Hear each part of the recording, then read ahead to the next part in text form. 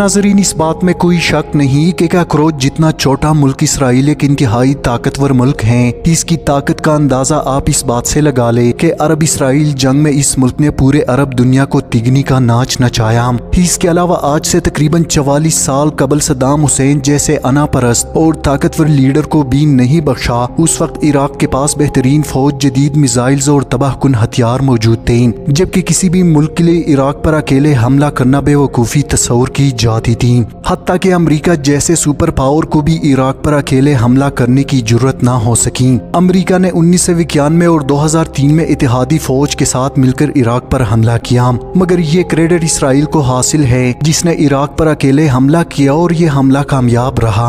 आप जरा तस्वुर करें, आज से 44 साल पहले इसराइल इतना ताकतवर था तो मौजूदा दौर में क्या हालत होगी। इस्लामी ममालिक में पाकिस्तान ही वो वाहिद मुल्क है जिसने इसराइल के नापाक इरादों पर हमेशा कारी ज़रब लगाई और पाकिस्तान के खिलाफ हमेशा इसराइल को जिल्लत अमेज शिकस्त का सामना करना पड़ा। मगर आज हम बात करेंगे सद्दाम हुसैन के एटमी प्लांट ओज़े राक की, जिसे इसराइल ने चंद मिनटों में रॉक का ढेर बनाया और सद्दाम हुसैन चाहकर भी कुछ नहीं कर पाया। नाज़रीन, 1981 की दिहाई के अवाइल में मशरिक वस्ता एक खतरनाक सूरत हाल से दो चार था। इराक के सदर सद्दाम हुसैन एक ताकतवर एटमी प्रोग्राम पर काम कर रहे थे, जबकि इसराइल को खदशा था कि अगर इराक के पास एटमी हथियार आए तो खित्ते का तवाजुन बिगड़ जाएगा और इसराइल की बका को खतरा लाहक हो सकता है। जिसके बाद इसराइल ने खुफिया तौर पर इराक के एटमी प्रोग्राम पर नजर रखना शुरू कर दिया। इसराइली इंटेलिजेंस एजेंसी मुसाद को इस बात की तस्दीक हुई कि बगदाद के करीब ओज़े राक के मुकाम पर एक फ्रांसीसी साख्ता एटमी रिएक्टर नस्ब किया जा रहा है।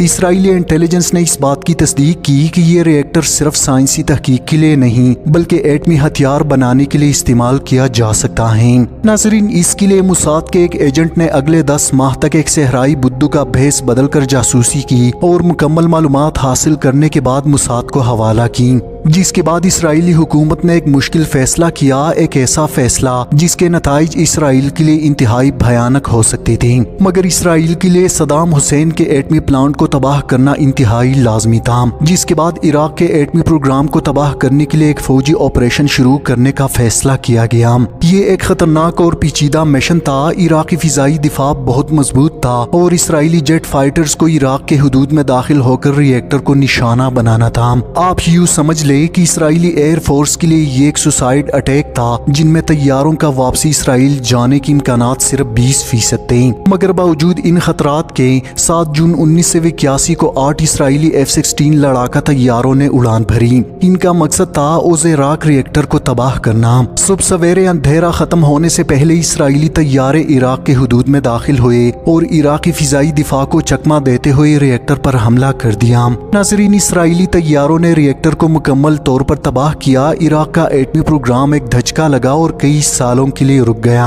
इस ऑपरेशन को इसराइल ने ऑपरेशन ओफेरा का नाम दिया। इस हमले के बाद दुनिया भर में इसराइल की मजम्मत की गई, लेकिन इसराइल ने अपने फैसले का दिफा करते हुए कहा कि यह हमला इसकी बका के लिए इंतहाई जरूरी था।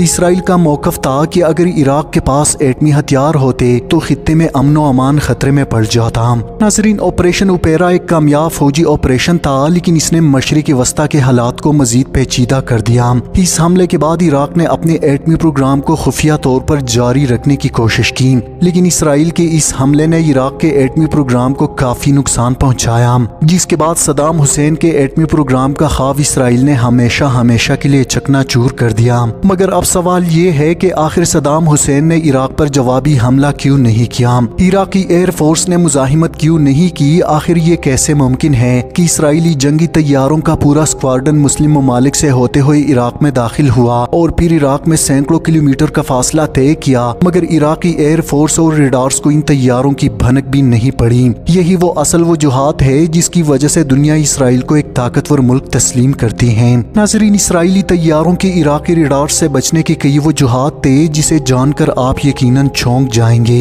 एक तो ये कि इसराइली हमला अचानक और गैर मुतवक्के था। इराकियों को इसकी तवक्को बिल्कुल भी नहीं थी, जिसकी वजह से वो दिफा के لیے تیار نہیں تھے۔ اس کے علاوہ اسرائیلی طیارے بہت نیچے پرواز کر رہے تھے، جس کی وجہ سے وہ عراقی ریڈارز کے پہنچ سے باہر رہے۔ ریڈار شعاعوں کی ایک خاص حد ہوتی ہے اور وہ زمین کے قریب اڑنے والے طیاروں کا پتہ نہیں لگا پاتے، جبکہ اس مشن میں اسرائیلی طیاروں نے جدید الیکٹرانک ٹیکنیکس کا استعمال کیا، جس سے عراقی ریڈارز کو جام کر دیا گیا۔ اس کے علاوہ اسرائیلی طیاروں نے ریڈار سگنلز کو دھوکہ دینے والے چارے بھی استعمال کیے، جن سے عراقی ریڈارز گمراہ ہوئے۔ حیرانگی کی بات یہ کہ اسرائیلی طیاروں نے عراق میں داخل ہونے کے لیے اردن اور سعودی عرب کی فضائی حدود کی خلاف ورزی کی۔ ان ممالک کے ریڈارز پر اسرائیلی طیاروں کی موجودگی کا کوئی ریکارڈ نہیں۔ ناظرین، آپریشن اوپیرا کی کامیابی کے لیے اسرائیلی انٹیلیجنس نے 1 سال تک مکمل معلومات فراہم کی۔ عراقی ریڈار سسٹم کے بارے میں بہت سی معلومات جاننے کے بعد ایئر فورس کو حملے کا حکم دیا گیا۔ آپ ذرا اندازہ کریں، اسرائیلی انٹیلیجنس کو یہ تک معلوم تھا کہ کون سے ریڈارز کب کام کرتے ہیں اور ان کی کمزوریاں کیا ہیں۔ ان معلومات کے بنا پر اسرائیل نے اپنے حملے کا رستہ اور وقت کا تعین کیا،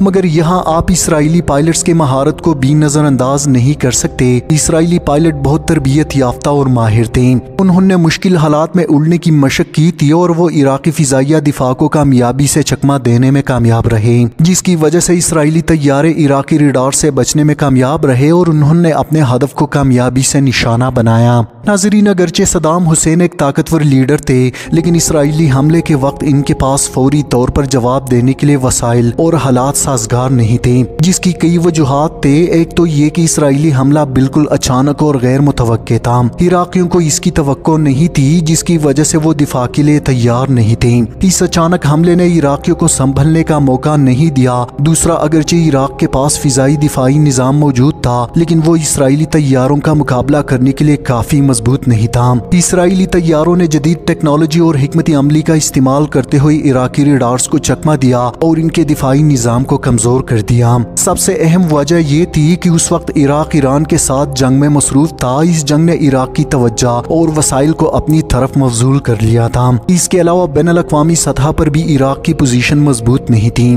بہت سے ممالک عراق کے ایٹمی پروگرام کے خلاف تھے۔ ان حالات میں صدام حسین کے لیے اسرائیل کے خلاف کوئی بڑا اقدام کرنا مشکل تھا، جبکہ اسرائیلی حملے کے بعد عراق کے پاس فوری طور پر جوابی کارروائی کرنے کے لیے وسائل اور معلومات کی کمی تھی۔ ری ایکٹر کی تباہی نے عراقی ایٹمی پروگرام کو شدید نقصان پہنچایا تھا، جس کے بعد عراق کو اپنے دفاع کو منظم کرنے اور جوابی حملے کی منصوبہ بندی کرنے میں وقت لگا۔ اس کے علاوہ عراق کے پاس اسرائیل پر حملہ کرنے کے لیے محدود فوجی آپشن تھے۔ جغرافیائی لحاظ سے اسرائیل عراق سے کافی دور تھا اور عراق کے پاس ایسے وسائل نہیں تھے کہ وہ فوری طور پر اسرائیل پر کوئی بڑا حملہ کر سکیں۔ ان تمام وجوہات کی بنا پر صدام حسین ایک طاقتور رہنما ہونے کے باوجود اسرائیلی حملے کا فوری اور مؤثر جواب دینے سے قاصر رہے۔ ناظرین، عراق کے ایٹمی پلانٹ کو تباہ کرنے کے بعد اب اسرائیل کی نظریں کہوٹہ ایٹمی پلانٹ کی طرف تھیں۔ اس کے لیے اسرائیل نے انڈیا کے ساتھ مل کر کیسے منصوبہ تیار کیا اور پاکستان نے اسرائیل کو کیسے جواب دیا، جس کے بعد اسرائیلی طیارے دم دبا کر جمان گھڑ ایئر بیس سے فرار ہوئے۔ اس حوالے سے ہم آلریڈی آپ لوگوں کے لیے ویڈیو بنا چکے ہیں، جس کا لنک اس ویڈیو کی ڈسکرپشن میں موجود ہے۔